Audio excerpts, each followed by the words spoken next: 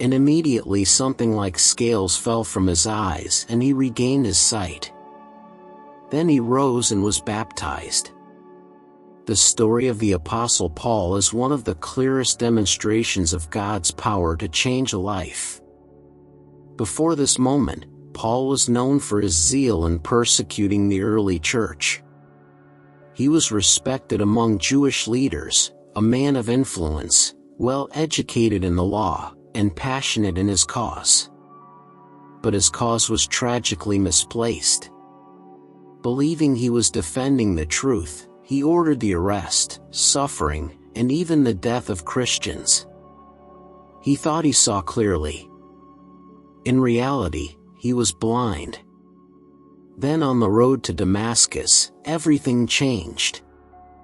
Jesus, the risen Lord, interrupted his mission. A light from heaven shone around him and he fell to the ground. A voice called out, "Saul, Saul, why are you persecuting me?" In that moment, his world was turned upside down. The very Jesus he rejected was standing before him in glory. And suddenly, the man who thought he had perfect vision was struck blind. For 3 days, he lived in darkness until the Lord sent Ananias to pray for him. Then in one of the most powerful moments of the New Testament, the Bible says something like scales fell from his eyes and Saul became Paul. His physical sight returned, but far more importantly, his spiritual sight was opened. That moment illustrates what happens when God touches a life. The world itself doesn't change, but the way we see it does. Before meeting Christ, Paul saw the gospel as foolishness, a threat, something to be silenced. But when his eyes were opened, he saw it as the most glorious truth worth living for and even dying for. Psalm 146 verse 8 declares, "The Lord opens the eyes of the blind. The Lord lifts up those who are bowed down. The Lord loves the righteous." That is exactly what God did for Paul. And it is what he still does today. Because the greatest miracle is not always in circumstances changing, but in vision being restored. God wants to remove the scales from your eyes too so that you can see Him more clearly. See yourself more truthfully and see life through the lens of eternity. And yet here is the mystery of human sight. Two people can look at the same thing, hear the same truth, and walk away with completely different conclusions. We even see this in the church. Some may treat Scripture as optional, others as essential. Some see the commands of Christ as burdens, others as treasures. Some see the cross as weakness.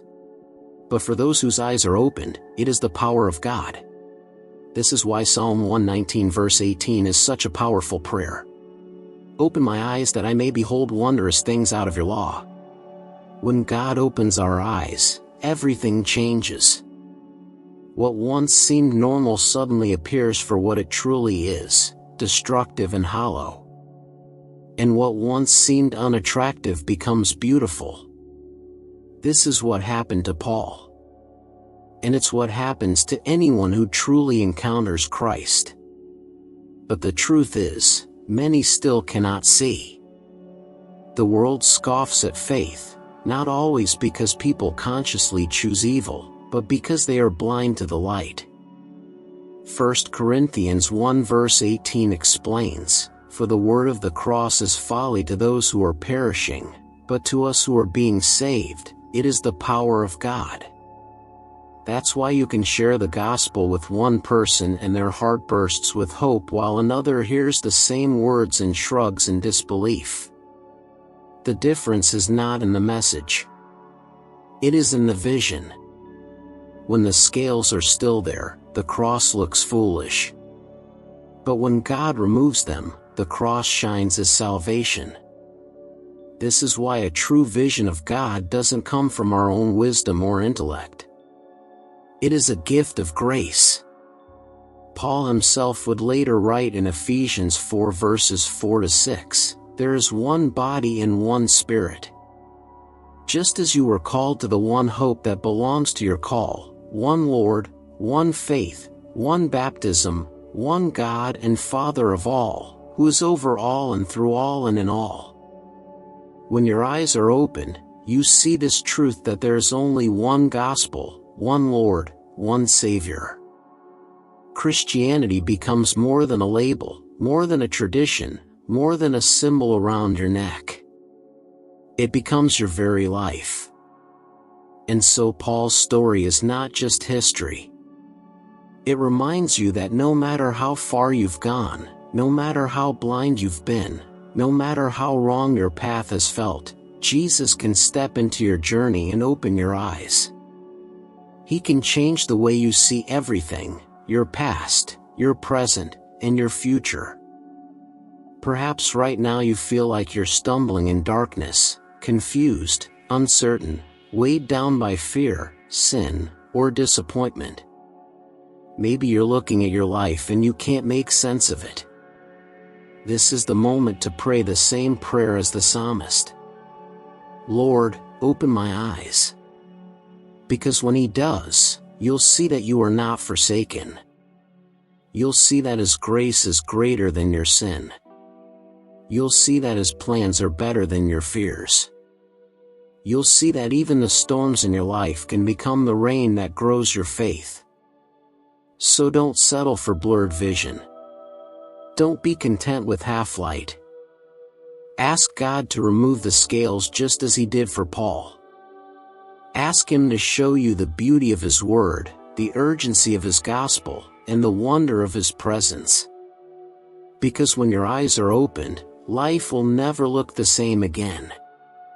And like Paul, you'll discover that true sight isn't about seeing the world as it is, but about seeing Jesus as He truly is. Now, let's take a moment to pray together. Heavenly Father, thank You for giving me the gift of sight, especially the ability to see and appreciate the beauty of the gospel. Thank You for allowing me to recognize the wonder of Your grace. Lord, I am humbled that You chose to open my eyes when I could not open them on my own. You have removed the scales that once blinded me, and now I can see glimpses of Your glory, Your love, and Your faithfulness. Indeed, I once was lost, but now I am found. I once was blind, but now I see. I cannot take credit for this change because it was Your Spirit who brought light into my darkness. It is only by Your mercy that I can recognize goodness, truth, and salvation. Father, only You see this world in perfect clarity. Only You can discern right from wrong with perfect judgment because You are holy and without error. Lord Jesus, open my eyes wider still. Give me wisdom when I am tempted to focus on the wrong things. Forgive me for when I waste energy on what does not matter, when I quarrel over trivial matters, or when I allow my heart to be consumed with distractions. Teach me to see the greater picture. Teach me to set my eyes not on what is fleeting, but on what is eternal. Your word tells me in 2 Corinthians 4 verse 18, so we fix our eyes not on what is seen, but on what is unseen, since what is seen is temporary, but what is unseen is eternal. So, Lord, shift my vision away from the temporary to the eternal. Lift my eyes to the glorious truth of Jesus Christ. The gospel in which there is no compromise, no distortion, no misinterpretation. As Scripture reminds us, there is only one God and one mediator between God and mankind, the man Christ Jesus. Let that truth anchor me and let it silence every false voice that tries to confuse me. Father, You are all-powerful and all-knowing.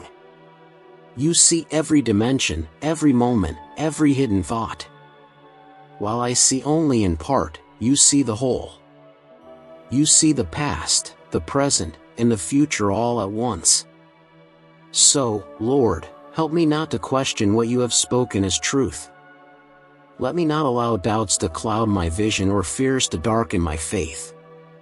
Help me to cling to Your word when everything else seems uncertain. Remove the scales from my eyes daily, Lord. Let me not be deceived by my own desires or blinded by my own biases. I pray that my worldview will be shaped not by culture, opinion, or emotion, but by the truth of Scripture. Teach me to walk by faith and not by sight, and to measure everything I see against the light of your word. Father, grant me discernment.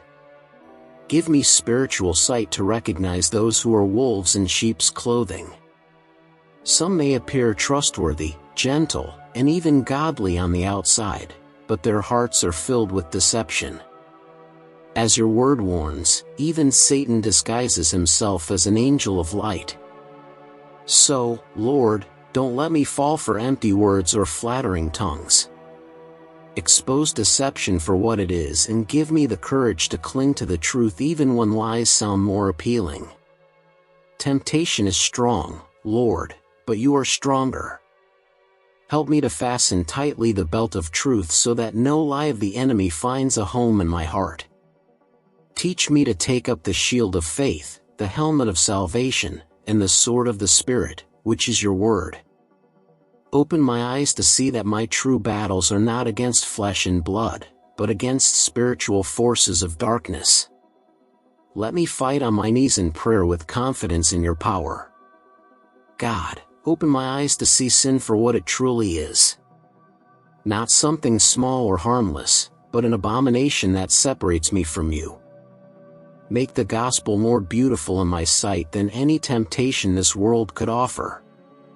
Help me to see holiness as life-giving and sin as destructive. As your word says in Psalm 119 verse 105, your word is a lamp to my feet and a light to my path. So, light my path, Lord. Clear my vision, guide my steps, rid me of my own lenses, my own prejudices, and my own pride. Teach me to see through your eyes, Father.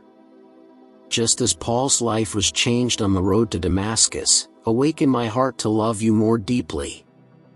Open my eyes like you did for him. Help me to see the gospel not as an idea or a tradition, but as the very power of God.